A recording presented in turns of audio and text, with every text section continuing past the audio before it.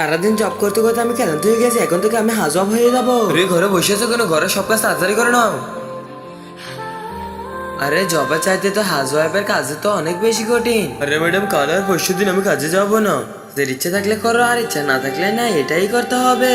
বলে এখন থেকে আমি এমন হয়ে যাবো?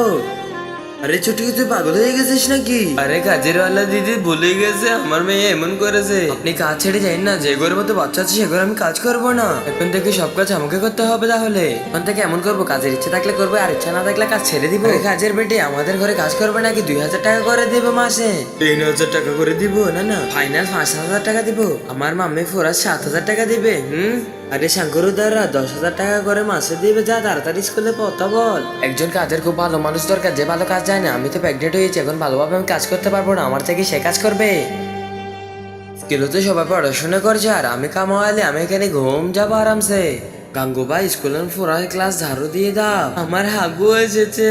আরে গাঙ্গুবা বাচ্চাদের বডি সাফ করে দাও। না না, আমি এই কাজ করবো না। বাবাকে ভালোবাসলে লাইক সাবস্ক্রাইব করে দাও।